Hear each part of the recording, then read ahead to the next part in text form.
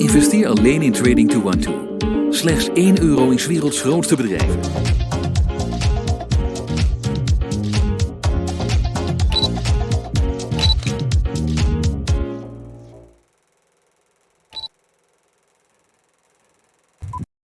Talk more about that, what that means, what you do differently also. And then I'm also interested, because you said that the festival creates revenue, but I guess you need to bring in some kind of money with you, and I wonder how much that is and where you get it from. And third part of my question is how long did it take for you or how much time did you spend with the local community until you started the first edition? Okay. Can I just take, because I won't remember if... No problem. Okay. So the third one first. The local community actually were pretty much the first breath that we took. So Kofi went to Ghana specifically actually traveled across the continent with the idea of we'll find somewhere to do a festival, yeah? And people knew us from the UK anyway, so they knew we were kind of looking for festivals. So I don't know whether it's sending out a message, but what happened was he was in Busua, and their village actually came to us and said, you have to do your festival here, because we know what you've done in the UK, we know about you, we know how you want to show community, how you can use festival to help to develop communities. Please do it with us, because they had been finding it very difficult to sustain their traditional festival, and they have a very young population, and they really wanted to have a really youthful kind of experience. But the truth is, it's about intention. I don't think we would ever have been able, it was not even in our mind to do the festival without engaging with the community. It didn't even occur to us. It was just that's the only way we knew how to work. So it's not the answer to the question, it's just who we are. We were seeking out people to work with. The middle question was about money. So we immediately knew that we wanted to do a commercial festival. We did not want to do one which was going to be reliant on any kind of grants. And we wrote a business plan. Took us 2.5 years to write a business plan. And we knew that it was going to be a tourism case. And so the money comes in from the tourists. It's very much about creating domestic tourism was our first thing. So for the first 8 years, it was very much about getting people from the nearest city and the bigger cities and around the area to come in. And so they will buy Indomine from the local traders, food, taxis, benefit. People who are entrepreneurial will do tours, walking tours, yoga. We have people now that have designed palm wine tours off the back of it. The local fishermen, I don't know if you know anything about the coast, but basically the overfishing has meant that there's no more fish on the coast, and so the fishermen don't have a source of income. So we've been training them how they can do tours with their boats so they can have a different revenue stream, yeah? So the festival goers will pay for the boat hires, and now when the festival's gone, that infrastructure's in place, so when holiday makers come throughout the year, the fishermen during the daytime know they can fish at 4 in the morning, but then they can offer boat trips, yeah? So it's tourists that's our source of money. They come from all over the world, and they bring in thousands of dollars, pounds, euro, whatever it is they've got on them, and that helps to, circulate in the economy. And then the first one was Vogue, and because the festival is free, and the festival is very much about what happens when you just bring beautiful people together, yeah? What happens when you create a safe space for people to actually just get to know each other and literally dance around? And that's what Vogue commented on and congratulated us on being brave enough to be able to do something like that, because today a lot of festivals is very much about which how can it benefit me commercially, or how can it put forward someone else, as opposed to what can a festival actually give, you know, to us as a society, as a human race. I know it sounds very fantastical, but that's the whole point of festival when you look at it historically or from an African perspective. So the article's more detailed than that. I didn't write it, but that's what I gathered from it, was the tremendous amount of courage that we've shown to just do a festival as a gift and then let the audience kind of curate it, I guess. Yeah. All right. Thank you. Any other question eventually? I would like also to ask you, Yemisi, you were talking about revenue, the fact that you came up with a business model for that. Do you have any other sponsors or funders when it comes to that? And I wanted to know, how did you, how does that come into play in that whole festival? Yeah. I am the sponsor.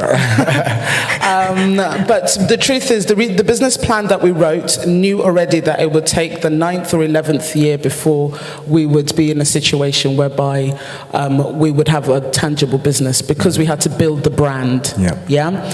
So we've invested in it. Yes, we have had sponsors because we need to test the sponsorship model, and we're testing the commercial model. There's loads of things that have failed and loads of things that have succeeded.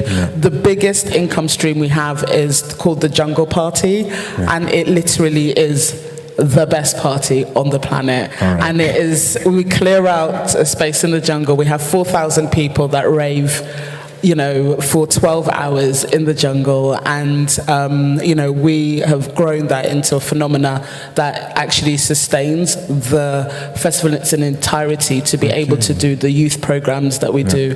But the actual business model will start to take shape now, which includes being able to have eco-lodges, being able to have a site, a paying site for the festival, and being able to do tours, and people paying to come internationally and locally to, you know, to do tours. All right. Thank you. A little question for Fatou. Eventually, we were talking also about the, je vais peut-être parler en français aussi, l'ancrage local du festival. Tu parlais du lieu qui s'appelait La Blampa, et justement le fait aussi qu'il y ait un rapport, c'est un lieu de création en tant que tel, et la capacité aussi de diffuser ça directement dans ce même lieu sur place. Mais je voulais avoir un peu ton expérience même, justement, d'être capable de créer dans une dynamique très, peut-être oui, au sein de la communauté locale, et d'avoir vraiment cet ancrage avec le lieu qui s'appelle La Blampa, et voir un petit peu comment ça, c'était un plus pour le festival, justement.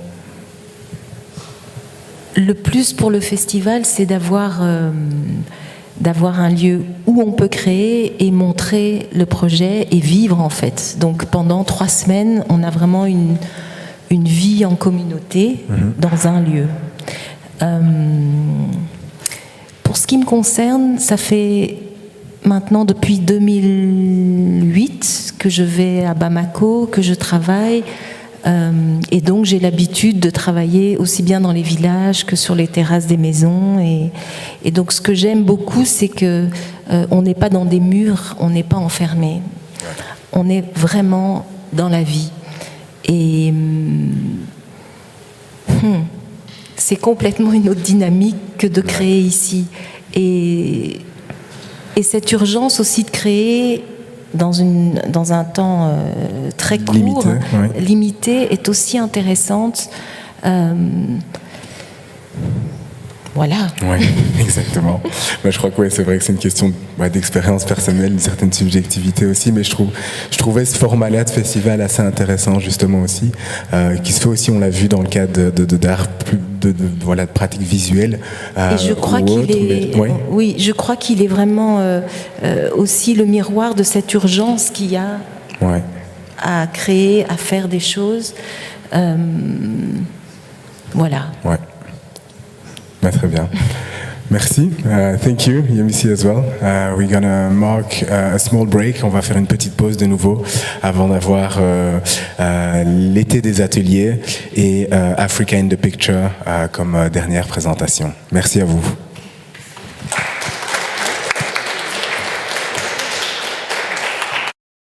ben voilà, les directeurs des étés des ateliers Médicis, je ne sais pas trop justement comment, voilà, vous allez tout nous dire au niveau de la dénomination. Et on a donc Renan Benyamina, Cathy Bouvard et Smaïl Kanouté qui vont nous parler donc des étés des ateliers. Voilà, à vous. Je vous laisse peut-être un deuxième. Ça marche ? Bonjour à toutes et à tous, merci d'être là.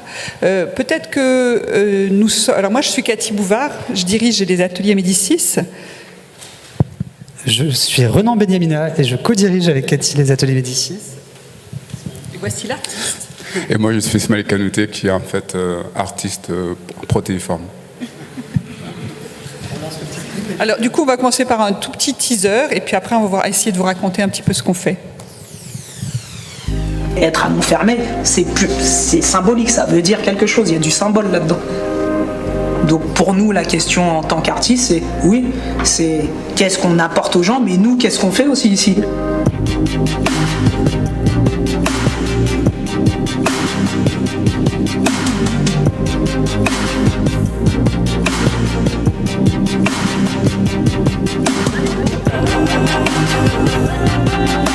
Ensemble, on construit.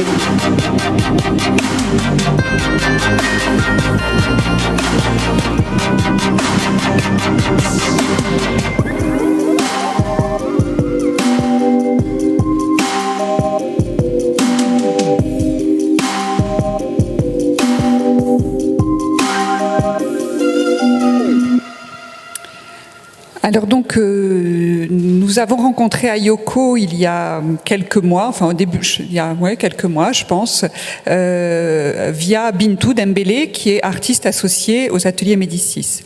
Alors les ateliers Médicis, qu'est-ce que c'est ? C'est un lieu, donc qui est, comme le dit la rappeuse Kazay, dans un lieu qui est comme plein d'autres lieux, mais qui aujourd'hui a une portée un peu symbolique, qui est Clichy-sous-Bois-Montfermeil. Ce sont des banlieues un peu tendues de la région parisienne. Et du coup, il y a une dizaine d'années, au moment des émeutes de 2005, qui ont embrasé la France et les périphéries françaises, il y a un journaliste qui, voyant une tour de bureau vide, a dit « Mais là, il faudrait qu'il y ait les ateliers, enfin la Villa Médicis des banlieues ». Et c'est comme ça qu'est partie cette idée de lieu de résidence d'artistes dans cette périphérie et du coup avec l'envie d'être un lieu qui mette des artistes à l'œuvre sur ces territoires en lien avec les habitants. Et à l'inverse, du coup, se poser la question de comment les œuvres des habitants, les œuvres des artistes sont impactées par les territoires, et à l'inverse, comment les territoires sont impactés par l'installation d'artistes. Et de fait, vu le milieu où l'on vit et les gens avec qui l'on vit au jour le jour, de façon très naturelle, les artistes qui sont en résidence avec nous sont, comme on dit ici, afrodescendants, beaucoup, et nous accueillons beaucoup d'artistes aussi qui sont africains, burkinabés, congolais, maliens. Pourquoi ? J'ai même du mal, je sais pas, c'est comme ça, et c'est très bien, et on est très heureux de ça. Et puis aussi parce que, par conviction politique, on s'est donné pour objectif de faire changer ce vivier d'artistes en France. Le vivier d'artistes, il est très uniforme, et que si on n'a pas un peu de volontarisme par rapport à tout ça, les scènes ne changeront pas, on bousculera pas l'institution. Donc on s'est donné un certain nombre d'objectifs par rapport à soi, que ça soit dans l'accompagnement d'artistes. C'est pour ça qu'on a invité Smaïl, parce que ça fait partie des artistes qu'on accompagne et qui du coup réalisent tout un parcours au sein des ateliers Médicis. Et puis aussi des objectifs de formation d'artistes autodidactes, puisqu'il y en a un certain nombre sur ces territoires et ailleurs qui ont besoin aussi qu'on fasse des passerelles par rapport à l'institution. L'idée, c'est vraiment la question de la trajectoire des artistes, de la trajectoire des habitants, entre la périphérie et le centre, entre la France et l'ailleurs, entre l'ailleurs et la France. Cette question de la trajectoire est au cœur de cette institution qui est très enclavée sur un territoire très enclavé. Voilà, ça va en termes de présentation, parce qu'on a essayé de un peu se répartir les trucs. Du coup, peut-être pour ajouter, ce qui est intéressant, c'est que Clichy-sous-Bois et Montfermeil, on dit souvent plus de 70 langues qui sont parlées. C'est une des raisons d'ailleurs pour laquelle on a créé un festival qui aura lieu au mois d'avril, qui s'appelle le festival VOST, le Festival des langues et de l'hospitalité. Et donc, de fait, il y a énormément de cultures d'origine, de langues qui sont parlées, et donc sans en faire forcément un programme, comme l'a dit Cathy, de manière assez naturelle, c'est en fait un mouvement. Les artistes qu'on accueille et qui travaillent aux ateliers Médicis ont des trajectoires très diverses. Alors ça peut être des trajectoires de transfuges sociaux, ça peut être des trajectoires internationales, mais en tout cas la question de la mobilité est vraiment au cœur. Alors on se fait pas des petites cases qu'on coche, etc., mais de fait, les gens qui veulent pas venir nous rejoindre ont cette mobilité pour qualité, pour conviction. Et on remarque également que la question de la reconnaissance est extrêmement importante. C'est-à-dire que pour les habitants qui sont autour de nous, avec lesquels on vit au quotidien, voir des artistes vivants et des artistes qui, d'une manière ou d'une autre, leur ressemblent ou dont les trajectoires font écho avec leur vie de manière plus ou moins proche, c'est important. De la même manière que c'est important aussi de voir des artistes qui ne leur ressemblent pas du tout, mais en tout cas de constater une diversité dans les visages, dans les histoires, dans les récits. Et c'est exactement une des raisons pour lesquelles on a notamment, vous avez sans doute toutes et tous entendu parler du film Les Misérables de Lajli. Donc Laj a grandi à Montfermeil. Et lorsqu'on est arrivé il y a un peu plus d'un an avec Cathy aux ateliers Médicis, il avait pour projet de créer une école de cinéma à l'attention de jeunes gens qui ont grandi dans les périphéries de manière générale pour aller vite et qui ne sont pas passés par les circuits institutionnels et légitimes. Et donc on l'a accompagné pour rêver et créer cette école, dont la 2e saison est en cours.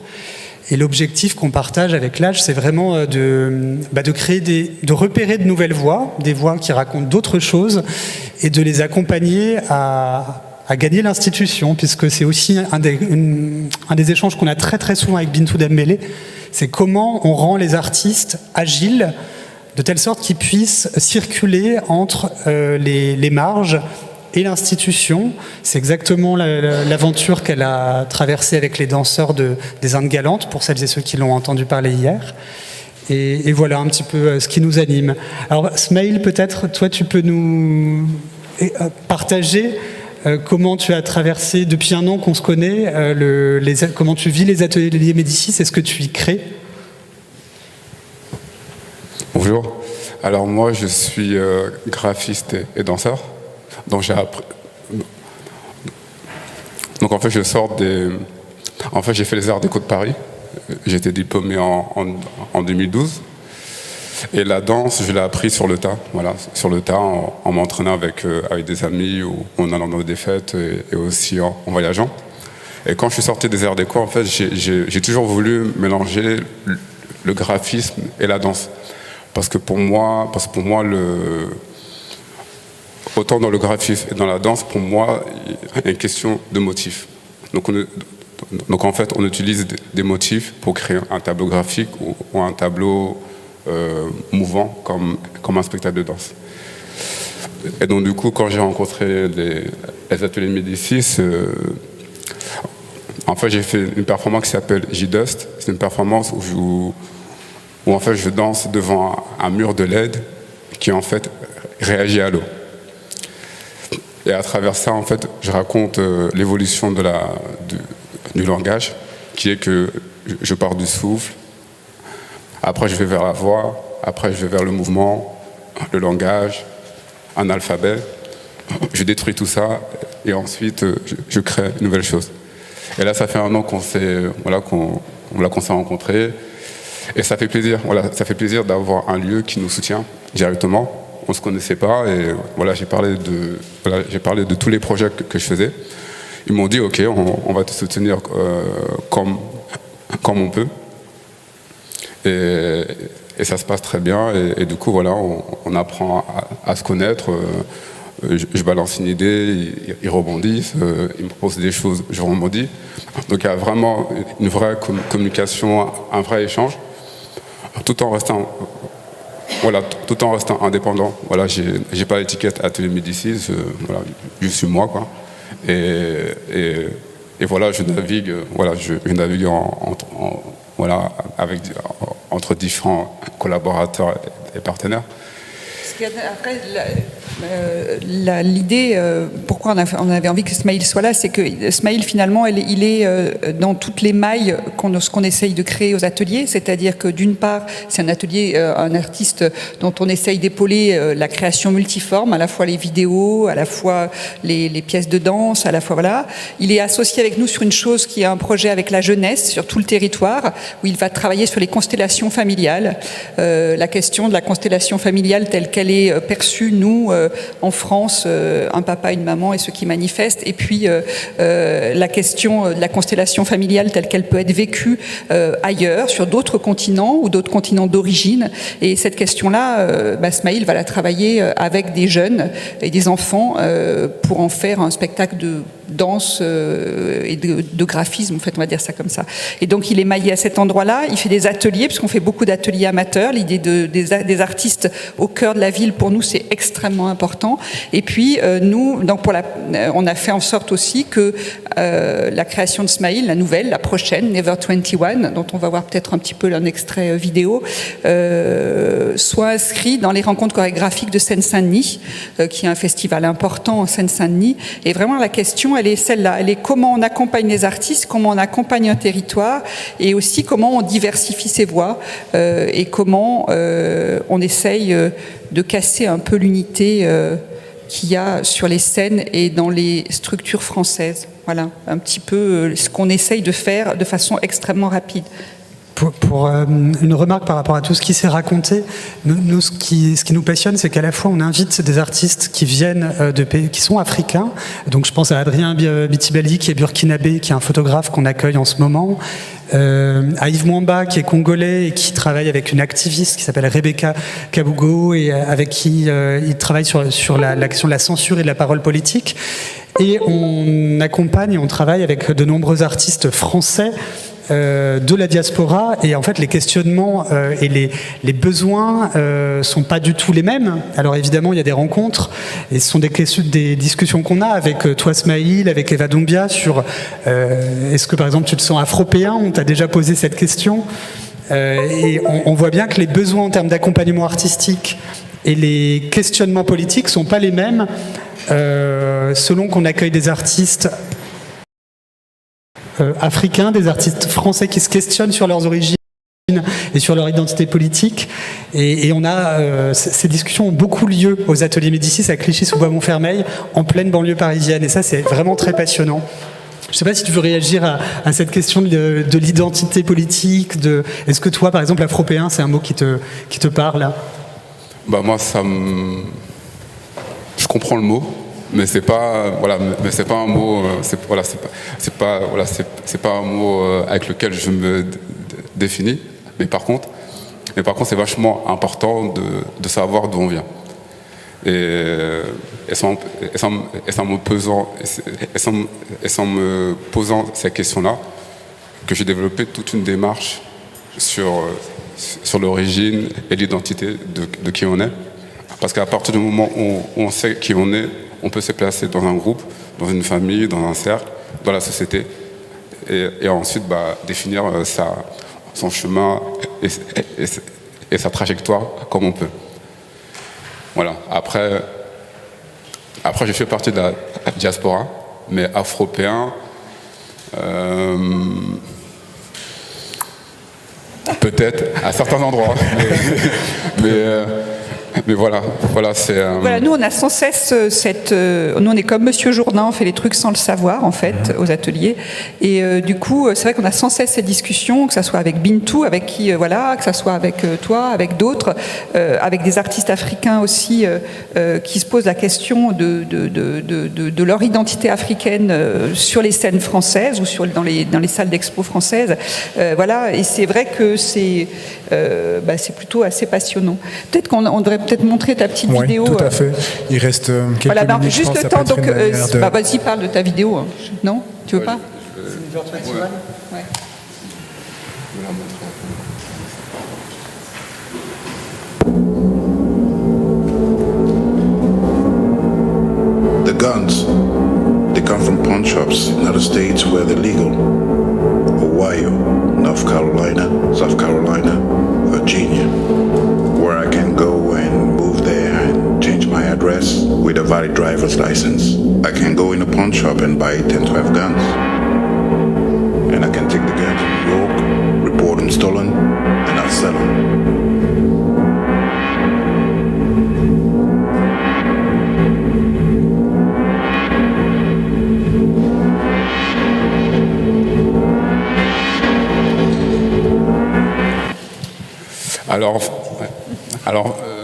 Ouais, l'extrait que vous venez de voir, en fait, je travaille avec un collectif qui s'appelle Racine. C'est pas par rapport aux racines, mais c'est par rapport au fait c'est par rapport au fait qu'on était au lycée Racine à Paris. Et en fait, ça fait depuis 2008 qu'on crée des courts-métrages de danse qui parlent de sujets sociaux. Et là, ça fait 2 ans que je travaille sur un triptyque sur la condition de la communauté africaine dans différents moments de l'histoire. Donc j'ai commencé par Never 21, qui veut dire jamais 21 ans, parce que les victimes liées aux armes à feu n'atteignent jamais l'âge de la majorité. Donc là, j'ai travaillé sur les violences liées aux armes à feu. Après, je suis allé au Japon. Là-bas, j'ai fait un court-métrage en m'inspirant de l'histoire du samouraï africain qui a existé. Et j'ai choisi cet axe-là pour parler de la rencontre entre l'Afrique et le Japon. Parce que pour savoir d'où on vient, il ne faut pas forcément chercher chez soi, mais c'est bien d'aller aussi chercher dans le monde. Et en fait, au Japon, j'ai fini ce court-métrage en rencontrant des artistes afro-japonais. Donc malien japonais, camerounais japonais, afro-américain japonais. J'avoue, quand j'ai rencontré le malien japonais, j'étais content. J'étais très fier. Et j'ai fini ce triptyque en allant au Bénin, où j'ai travaillé sur les danses vaudou d'une communauté spécifique qui vit sur un lac.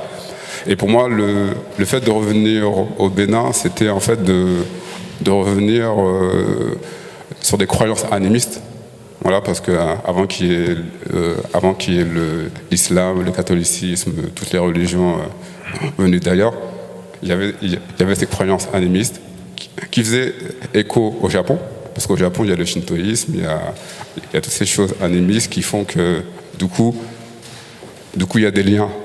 Du coup, il y a des liens à faire entre ces différentes choses. Et du coup, là, c'est aussi une quête personnelle, mais c'est aussi le moteur, c'est de rencontrer des personnes, de rencontrer des histoires, se nourrir, d'échanger et de créer des nouveaux imaginaires. Voilà. Merci beaucoup. Ben, écoutez, merci à vous. Je crois qu'on peut bien vous applaudir bien fort pour cette présentation. Et vous pouvez rester,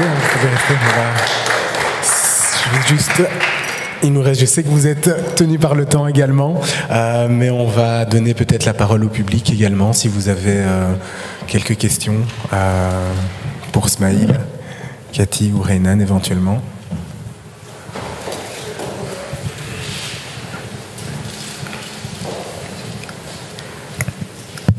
Merci pour votre présentation. C'est vraiment bien. Enfin, voilà, l'idée de la plateforme, c'est effectivement un peu ce début de réseau et de mise en relation entre différents événements. Donc, un grand merci d'être venu jusqu'à Bruxelles à l'Afropolitan Festival. Moi, j'ai 2 questions. La première, c'est est-ce que vous avez un lien, j'allais dire, vous vous appelez Atelier Médicis, est-ce que vous avez un lien un peu formel avec la Villa Médicis à Rome? Et d'autre part, comment en fait se passe le processus de sélection des artistes qui sont en résidence chez vous? Alors la première chose, oui, nous avons un lien avec la Villa Médicis puisque nous partageons le même président. Voilà, et puis d'autre part, nous avons mis de façon assez volontariste en place un axe avec la Villa, en mettant en place une convention qui va permettre que 1 à 2 artistes des ateliers Médicis passent en résidence à Rome, et inversement pouvoir recevoir 1 ou 2 artistes de Rome aux ateliers Médicis. Comme le dit Bintou souvent, pour nous, la question de cette contamination, elle nous paraît extrêmement importante.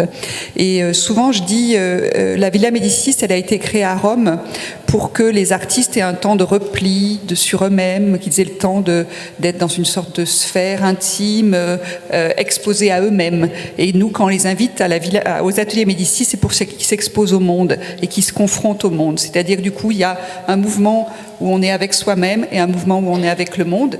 Il n'y en a pas un qui vaut plus que l'autre, mais c'est simplement 2 cas différents. Voilà. Après, la deuxième question, c'était la sélection. Alors, non, on a la grande chance d'avoir une immense liberté. Alors, il y a 2 choses. Il y a tout un programme dont on n'a pas du tout parlé, où on met en résidence des artistes dans des classes de CM2 dans toute la France rurale. Donc, on met plus de 100 artistes par an, 3 à 6 mois dans des petits villages, dans des classes de CM2, et là il y a une commission, etc. Et Yves Mamba, dont on a parlé, le Congolais danseur, a commencé par création en cours et puis ensuite a intégré les résidences. Donc du coup là il y a une commission, voilà. Sinon c'est nos grandes oreilles et nos grandes envies aussi qui font que voilà. Non, ça se dit pas ça. Si, on peut dire comme ça. Tu dis comme tu veux. Et non, ce qui est peut-être intéressant, c'est que dans le cadre de création en cours, ce programme de résidence, on va inviter, dans le cadre de Africa 2020, 3 jeunes artistes africains. Alors, on compte, c'est avec Ngo Nefal qu'on va les identifier. On ne les a pas encore repérés, mais qui vont donc passer 3 mois de résidence dans une école, une classe de CM1, CM2, du coup dans des classes de milieu rural. Donc c'est vrai que ces allers-retours aussi, toujours entre monde rural, monde de la périurbain et le monde tout court, ça nous intéresse toujours beaucoup. Donc on a ce parti. De l'enclavement, j'ai envie de dire que cette question de l'enclavement mental, il est le même au fin fond de la campagne que dans les périphéries telles que nous on les vit autour de Paris.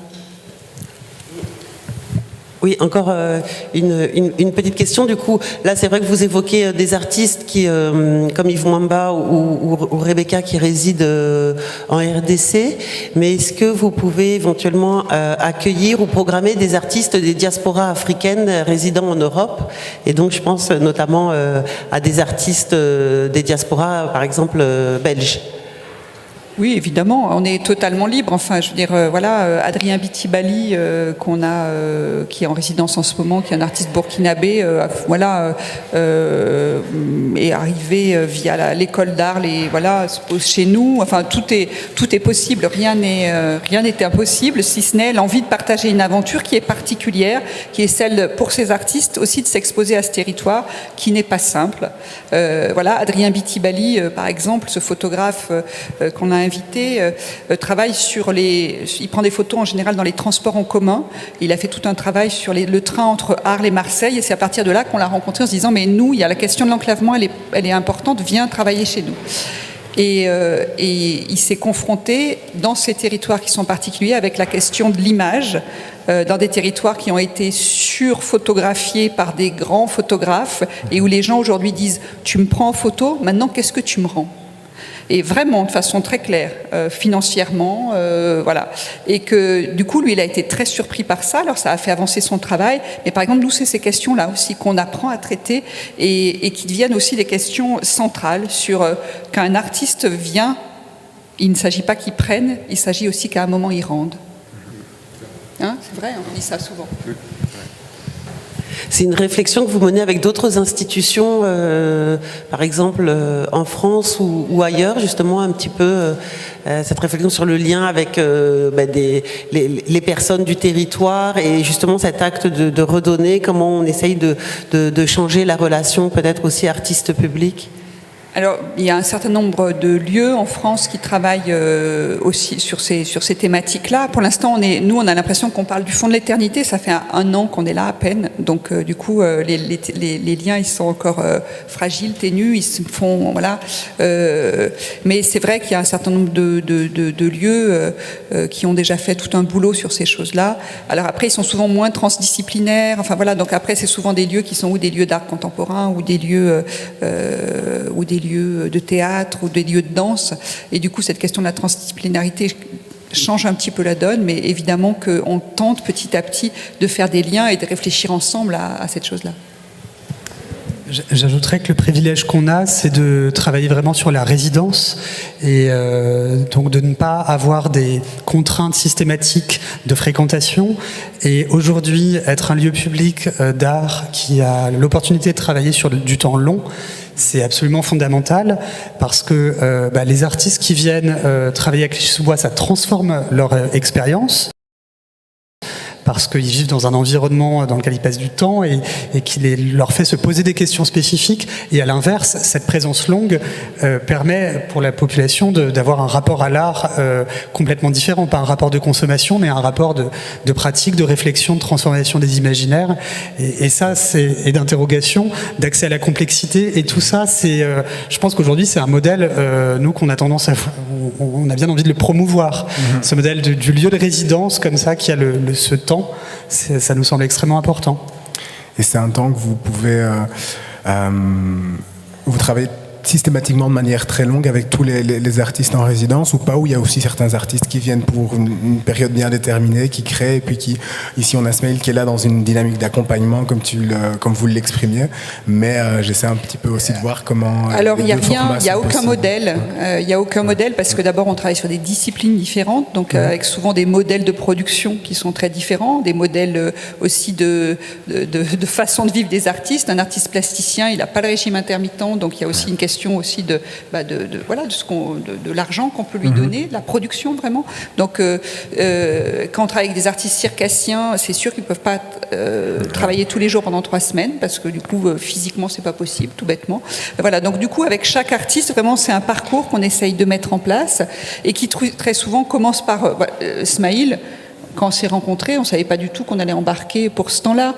De la même manière avec Bintou, cette chose-là qui semble s'annoncer sur les années qui viennent et vraiment sur avec une artiste avec qui on va passer plusieurs années avec l'idée de créer vraiment une formation ensemble. Voilà, c'est cette grande liberté qu'on a de pouvoir se dire on commence par là.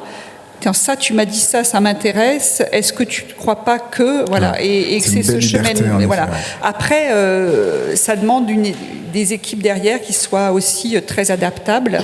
Et puis on nous fout la paix parce qu'on démarre aussi. Je pense que du coup et que du coup on se dit on va voir ce qu'ils vont faire. Après peut-être que la contrainte va arriver derrière, mais pour l'instant on est assez tranquille. Espérons que ça dure. Je pense à une dernière chose.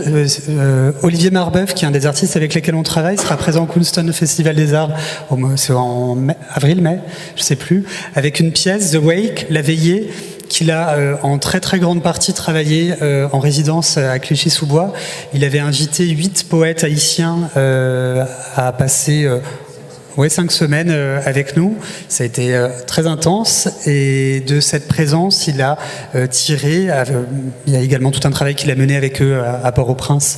Ça a donné lieu à un film qui a été présenté à la Berlinale et à une performance que vous pourrez, si vous êtes à Bruxelles, voir bientôt. Ismaïl a gagné un prix avec son film Never 21. Il le dit pas, mais voilà.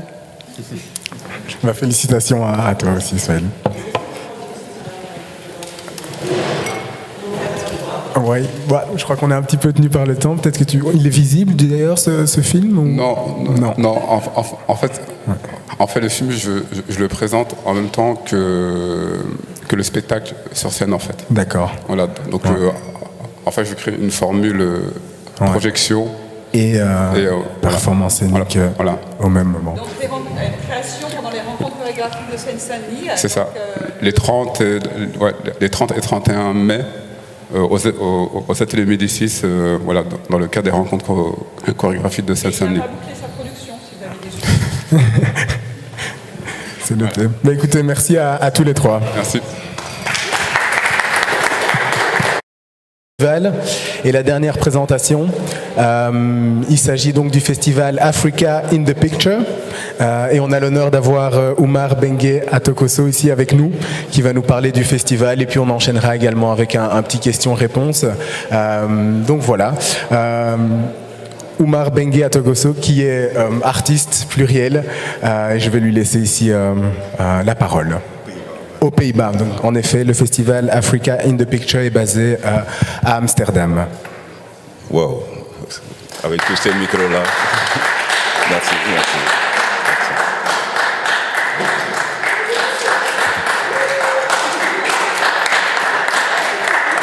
Je suis mieux que Macron, hein, je pense. Je serai mieux que Macron en France. Ouais. Bonsoir. Je dois parler du festival Africa in the Picture comme le directeur. Je suis le nouveau directeur d'Africa in the Picture. Mais quand on m'a demandé d'être le directeur du festival, je me suis posé une question qui est très importante, il me semble. C'est à quoi ça sert un festival, en fait. Voilà. Et de mon point de vue, j'ai regardé la situation globale sur le plan international, sur les événements d'ordre culturel, disons. Et une idée m'est venue, il faut quand même essayer d'aller vers le pluridisciplinaire, c'est-à-dire diversifier tous les investissements qu'on fait. C'est-à-dire, dans notre festival, il y a un festival, mais pourvu que ça sert vraiment, il faut que ça prenne toute l'année. Excusez-moi, parce que il y a longtemps je ne parle pas le français comme ça en direct. Ouais. Et du coup, le festival aura lieu toute l'année, sur 3 formes, sur des paramètres différents. C'est-à-dire, on a pensé qu'on ne peut pas faire de film sans les textes, sans la littérature. Donc on a un café littéraire tous les mois, et tous les 6 mois, on a disons, une shortcut academy qui est Document Yourself. Et Document Yourself, c'est un projet d'ordre éducationnel et productif parce qu'on enseigne l'art, on enseigne l'écriture, la photo et le film, mais aussi on produit le manufacturing de films. Et à côté de tout ça, on a aussi une plateforme qui s'appelle BIPAPS, the Business Intelligence Platform for African Startups. Et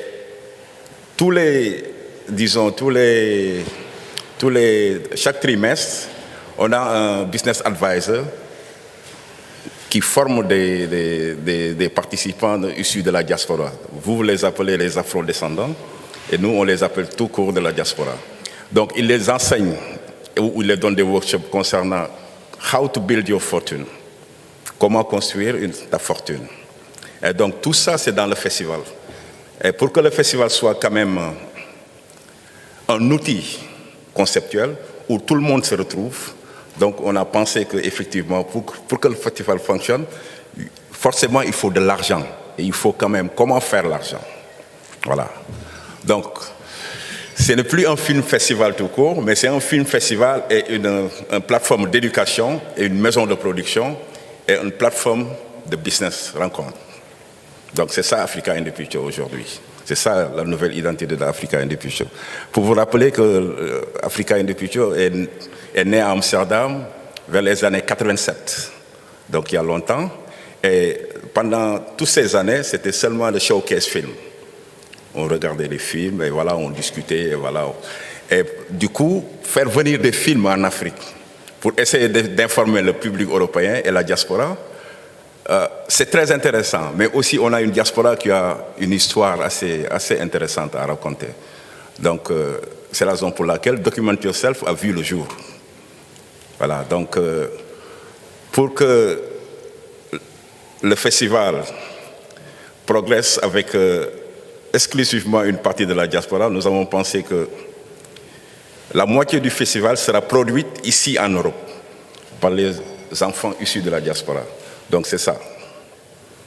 On fait des films ici pour le festival et on fait venir des films d'Afrique Et on invite des startups africaines avec des startups de la diaspora pour se réunir afin d'échanger.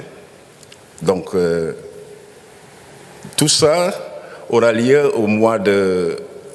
Nous avons déjà commencé, mais au mois de mai, il y aura le premier workshop de Document Yourself. Et ensuite, en septembre, il y aura la première ouverture, la première session de festival qui aura lieu à Amsterdam. Donc, tous ces paramètres-là seront présentés.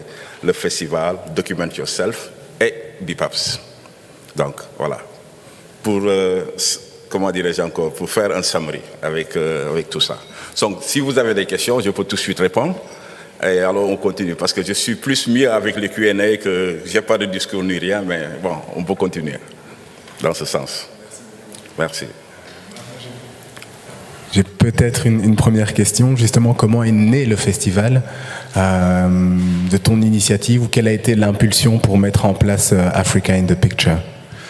Bon, le festival, je ne l'ai pas créé, mais le festival est né suivant, c'était une sorte de... Enfin, c'était... Est-ce que j'ose dire ça? Parce que c'est une personne qui l'a créé, qui est d'origine européenne, et sa relation avec Africa, c'était très, très particulière. Et du coup, elle a développé une stratégie. Là où elle est, il n'existe pas une plateforme qui s'appelle un film festival africain. C'est la raison pour laquelle elle avait créé. Et cette personne, c'est la première personne qui m'a reçu quand je suis arrivé en Hollande. Parce que je vivais à Paris et je me suis dit, je vais en Hollande ou à Copenhague. Et tout de suite, il y avait une amie, peut-être vous la connaissez, c'est un régisseur, Rolance Gavron, et écrivain. Elle a dit, écoute, tu vas voir Mariette. Et elle a téléphoné Mariette. Et là, c'était le premier bureau que j'ai visité. Et quand je suis arrivé, j'ai dit, mais qu'est-ce qui se passe ici? Ils parlent d'Afrique, mais ce sont tous des Blancs. Et c'était frappant, mais j'ai jamais imaginé, j'ai jamais voulu même être le directeur ou rentrer dans ce sens, devenir le directeur, parce que j'étais occupé avec autre chose. Et là, dans les années suivantes, bon, j'ai fini mes études, parce que je suis socio-anthropologue aussi, avant tout ça. Et j'ai fini mes études, et je suis rentré encore dans une post-graduation qui est de Amsterdam Hogeschool for Kunst and Research in Theater and Dance. Et après, ils ont vu que peut-être, bon, j'étais le seul artiste africain qui avait osé rester aux Pays-Bas, avec tous les problèmes qui tournent autour. Et là, ils me l'ont proposé. Et bon, je me suis dit, oui, on a besoin de développer l'imagerie de l'Afrique. Et aussi, il faut que l'Afrique soit bien représentée. Mais on va commencer par la diaspora. Oui. Parce que, je disais tout à l'heure, si on a bien lu Fanon, c'est qu'on doit le comprendre, le message. Parce que la plupart d'entre nous, c'est Omi Baba qui a compris Fanon. Et il est de l'Inde. Et il nous a suggéré beaucoup d'outils conceptuels pour aller vers une transition, comme on dit en anglais, smooth, pacifique, avec ta personne. Voilà. Et donc, là, je me suis dit, bon, pourquoi pas, j'ai discuté avec la directrice, je lui ai dit, écoute, bon, je vais faire des réformes, ceci, cela, j'ai expliqué, bon, comme vous le savez. Et voilà, finalement, j'ai accepté et j'ai fait mes propositions. Voilà. Très bien, merci. Merci. Et comment, si je peux me permettre, comment se passe justement le travail avec les artistes issus de la diaspora, et comment se passe justement ce plan du festival qui s'appelle Document Yourself? Peut-être tu veux nous expliquer au niveau de l'organisation comment ça se déroule. Oui, merci.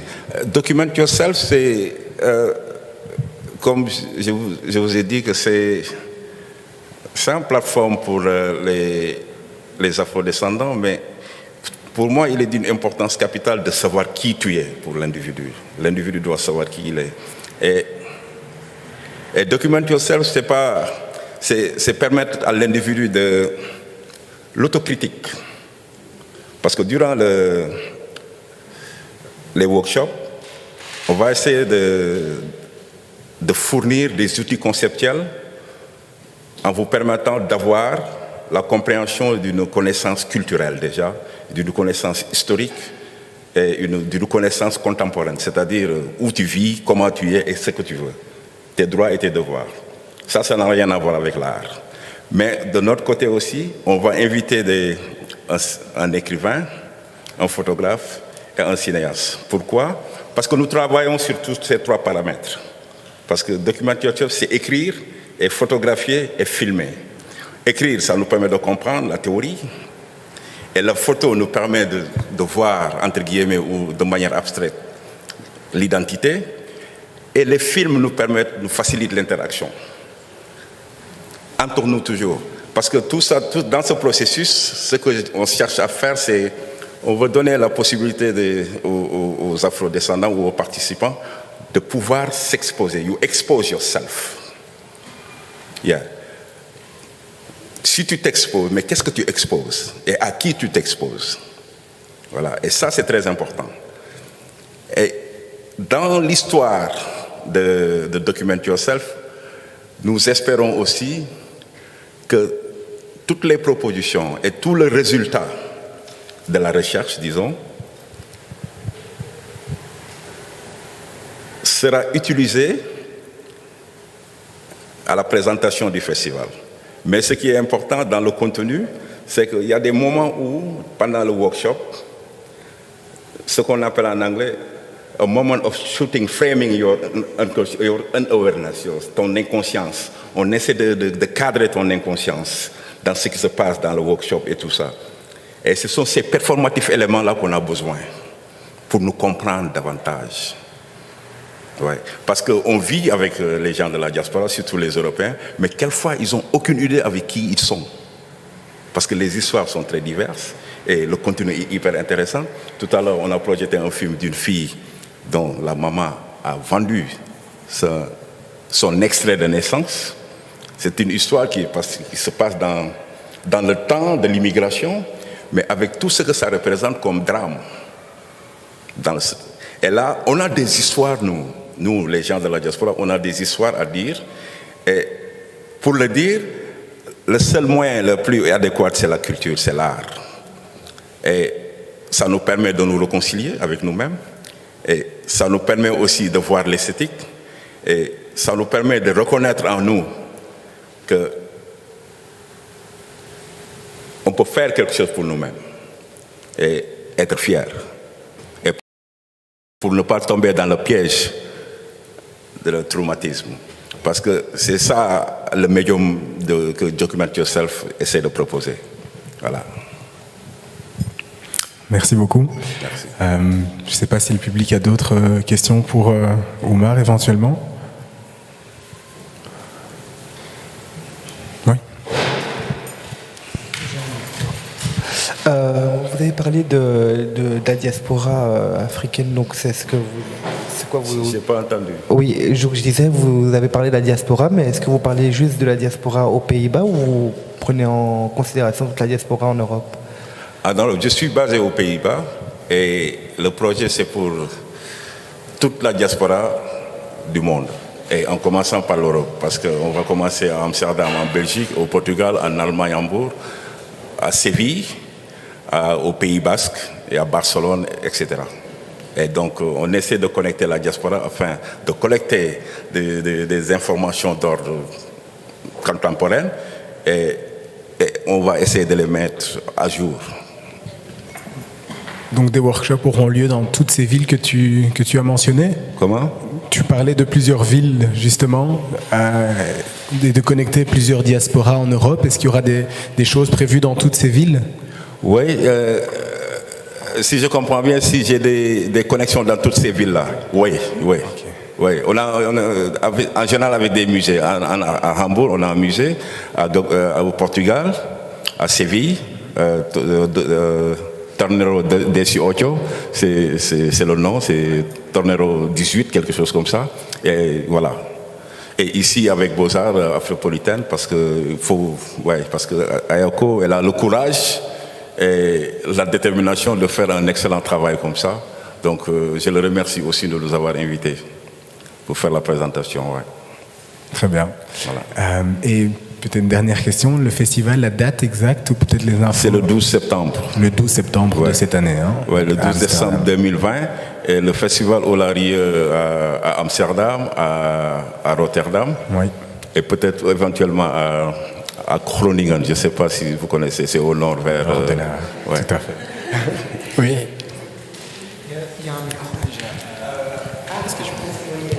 Oui, bonjour. Bonjour. Bonjour. En fait, je voulais un peu revenir en arrière, quand vous avez un peu expliqué l'historique, comment est-ce que vous êtes arrivé directeur et tout en 1987. Ma question, en fait, elle est simple, c'est, vous n'avez pas un peu peur qu'il y ait une vision monolithique de l'Afrique? Parce que un des problèmes, c'est qu'on parle de l'Afrique, mais l'Afrique, elle est diverse, elle est plurielle. Donc, je comprends la démarche, mais que je dirais que les personnes, entre guillemets, à qui s'adresser, peut-être au niveau de la diaspora, on peut se reconnaître, mais je dis par exemple au niveau des Occidentaux, n'est pas toujours... l'Afrique, ce n'est pas un pays, en fait. C'est ce que je veux dire. C'est que l'Afrique, c'est un continent. Donc, au travers tous les mouvements artistiques que vous faites, essayez de représenter vraiment cette pluralité du continent africain. Vous n'avez pas un peu peur que peut-être que le message passe plutôt d'une manière qu'on voit l'Afrique de manière monolithique, or on le voit de manière plus plurielle, diverse? Ou bien si vous le faites, comment est-ce que vous vous y prenez en fait au sein de votre mouvement en fait, En fait, j'ai pas peur, bien sûr, parce que je parle pas essentiellement d'Afrique, je parle de la diaspora. Et la diaspora, l'Afrique dans elle. Et ce qui se passe, et aussi, moi, je dois parler de mon histoire. Parce que d'où je viens, nos grands, ils nous ont... On avait besoin de... Après notre indépendance, disons, entre guillemets, on avait besoin de 4 ans. Seulement 4 ans pour parler de la civilisation universelle. 4 ans, à travers une exposition jamais existée au monde. C'était le FESMAN, le Festival des Arts et Nègres, en 1966 à Dakar. Et ce qui s'est passé lors de ce festival, c'est qu'il y avait 2 speeches. C'était Malraux, qui était le ministre de la Culture, et Senghor. Et Malraux, il a dit, raciste qu'il était inconsciemment, il avait dit, il se peut que l'un des plus hauts pouvoirs de l'art soit de donner conscience à des hommes de la grandeur qu'ils ignorent en eux. Parce qu'il était omnibulé, il était surpris par la scénographie et le concept et l'histoire de l'Afrique qu'on lui a proposé. C'était Senghor et l'auteur de Présence africaine et Aimé Césaire, etc. Et Senghor, ce qu'il a dit, c'était, il a dit, je vous conseille, vous les artistes, de vous enraciner dans votre culture et de rester ouverte vers la civilisation universelle. Qu'est-ce que c'est que la civilisation universelle? C'est le terme négritude et c'est ce qui se passe ici. Les Noirs et les Blancs, ils se marient, ils ont des enfants, on se reproduit et c'est ça la civilisation universelle. Donc, si je parle de l'Afrique, je n'ai pas peur parce que ce n'est pas un monologue ou pas, mais n'oublions pas que c'est le continent qui a la plus vieille histoire au monde et je dirais même la plus intéressante, disons, à mon point de vue. Et donc, le contenu sur le plan de l'inspiration, je ne sais pas, parce que dans mon cycle académique, toutes les académies où j'étais, c'était ça qui m'impressionnait, parce que je remercie Senghor, parce que notre éducation artistique au Sénégal, c'était exceptionnel, parce que c'était global. Donc si on parle d'Afrique, bien sûr, on considère le monde. Et ici, toujours est-il que document yourself, on introduit la diaspora, parce que de mon point de vue, Africa Individual peut exister, mais on ne peut pas aller sans la diaspora, c'est impossible. Et la diaspora, c'est ça la richesse. Certaines personnes, ils peuvent dire c'est un pont ou pas. Ce n'est pas le plus important. Mais ce qui est, je ne dirais pas algorithme, mais c'est ce qui se passe autour, ce qui nous amène. Ce n'est pas seulement les richesses, mais c'est les nouvelles formes de culture, ouais, l'identification de certains individus et la découverte des relations humaines. Et tout ça, ce sont des aspects, ouais, on peut passer par la culture, c'est pas un raccourci, mais ouais, en passant par la culture aussi, on a besoin d'être informé. suivant 3 éléments, comme on nous dit toujours Senghor, parce qu'il nous disait que l'enfant doit être informé sur 3 éléments. Le passé pour l'intéresser, le présent pour l'imprégner et le futur pour fonder son espoir. Donc, il me semble que, ouais, c'est assez important. On peut parler d'Afrique, mais la diaspora, elle est là. Et je m'en sers comme base d'inspiration. Merci. Merci Oumar pour toute cette présentation. Moi j'avais une question pour savoir comment le festival était financé, d'une part, et d'autre part, sachant qu'effectivement aux Pays-Bas, comme dans bien d'autres pays européens, il y a des mouvements d'extrême droite qui accèdent à des postes maintenant de responsabilité politique. Il y a vraiment, là, enfin nous récemment, en tout cas le gouvernement flamand, par exemple ici en Belgique, qui a annoncé 60% de coupes budgétaires dans le secteur de la culture. Ça a fait vraiment l'effet d'un électrochoc ici et d'une forte mobilisation pour dénoncer ces coupes budgétaires. Donc quelle est la situation aux Pays-Bas? Est-ce que vous vous sentez menacé, vous, en tant que festival? Et est-ce que, éventuellement, vous pensez effectivement à une stratégie financière pour ne pas dépendre d'éventuelles coupes budgétaires qui pourraient arriver? Interesting. Yeah. Sur le plan national, maintenant, personne ne doit avoir peur. Parce qu'eux-mêmes, ils ont peur. L'Europe a peur de populisme, disons. Par coïncidence, il y a un programme européen, parce que je parle du Pays-Bas, mais aussi c'est une partie de l'Europe, et il y a une communauté. C'est inclusif. Ils ont dit tout doit être inclusif, c'est-à-dire on va introduire les migrants. Et pourquoi? Ils veulent se protéger, ils veulent, je ne sais pas. Mais il me semble que nous, en tant que festival, sur le plan national, on nous a facilité des accès. Parce qu'il y a traditionnellement le Pays-Bas, ils donnent de l'argent à certains festivals, qui ont un input qui répond aux critères d'innovation, social engagement et surtout la qualité artistique. Et donc, sur ce plan, on est confortable. Mais sur le plan politique, moi personnellement, j'aime bien qu'on donne l'extrême droite toute l'Europe pour voir. Parce que, et là, on peut factoriser la peur qui nous engraine. Parce que, at the end of the day, ils vont faire la même chose que la gauche et les centristes. Voilà. Et ce qui se passe, bien sûr, il y a des frustrés. Ils nous menacent. Qu'est-ce qu'ils menacent en fait? C'est l'avenir de l'Europe. C'est l'avenir de l'Europe. Parce que la configuration, c'est le mot que je cherchais. Cette configuration actuelle du monde contemporain, l'espace contemporain, c'est évident que, écoutez, en ce moment, ils veulent globaliser. C'est ça la vision d'avant-garde. Ils veulent casser toutes les frontières progressivement. Pourquoi? Ils investissent dans leur avenir, l'avenir du monde. Ouais. Donc, nous, aux Pays-Bas, on a beaucoup de chance aussi parce que l'extrême droite, elle est identifiée, il y a un portrait, on le laisse faire, mais aussi on l'expose. Mais ce n'était pas l'extrême droite qui va menacer les coupes budgétaires. C'était la droite. Pourquoi? Parce qu'ils nous ont traités de lazy bastard. Parce que c'est vrai qu'aux Pays-Bas, les artistes sont subventionnés de manière, à l'époque, ouais, c'était hyper bien. Voilà, quoi que l'on dise. Mais partout où tu vois, il y a des groupes, des pseudo-artistes, c'est-à-dire des avocats qui deviennent artistes. Un XY, je deviens artiste. Ils vont faire 3 mois de formation, ils deviennent artistes. Pourquoi? Parce qu'effectivement, c'est le développement de l'art qui est un problème ici en Europe, il faut le dire honnêtement. Parce que moi, personnellement, je dis toujours que les Européens, l'art européen a commencé à être intelligent quand Deschamps, Marcel Duchamp, vous le connaissez bien, ouais. Et c'est Deschamps qui a révolutionné l'art européen.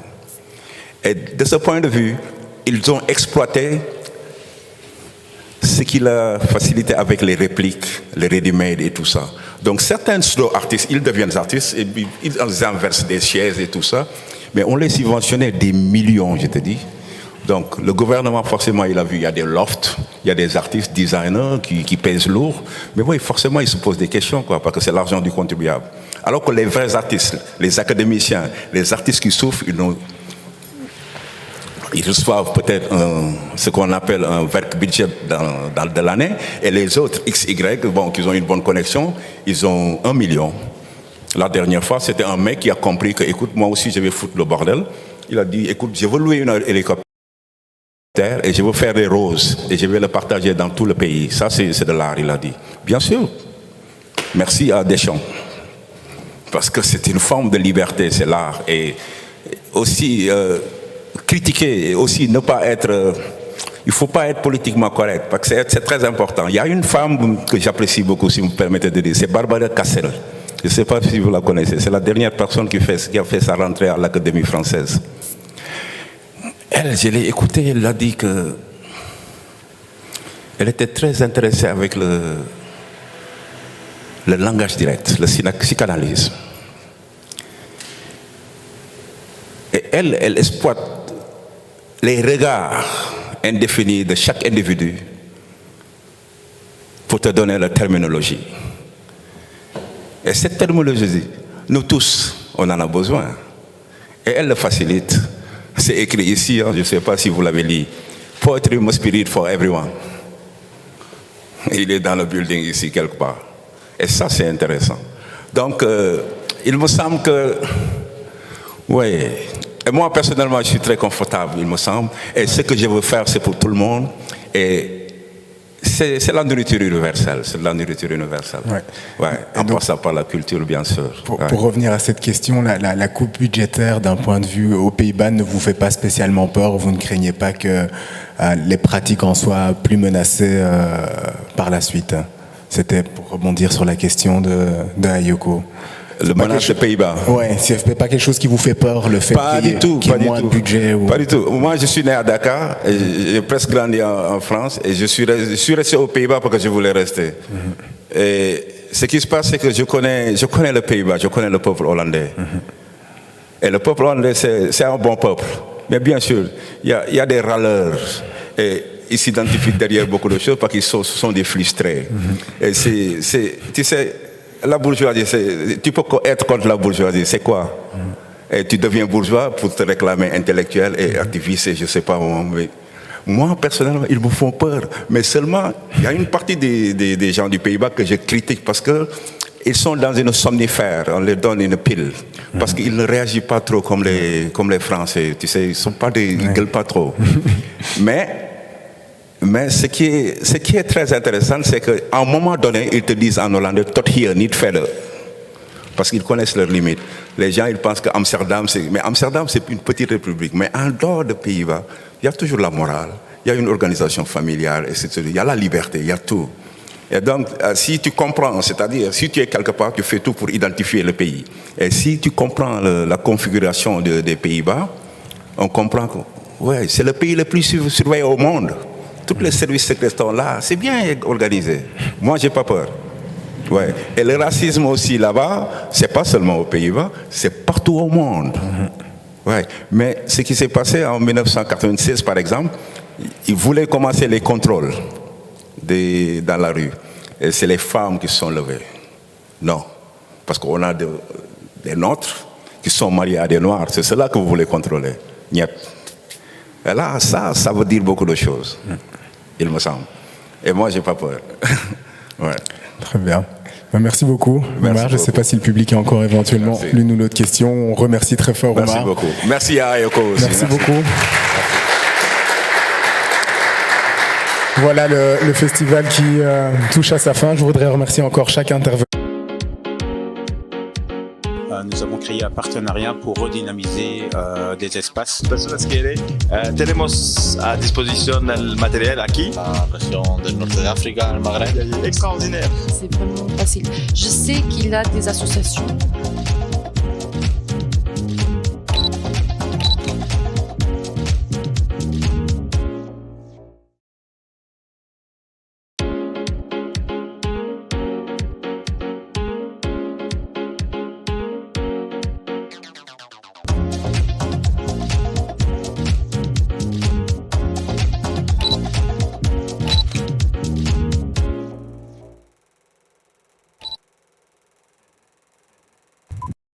talk more about that, what that means, what you do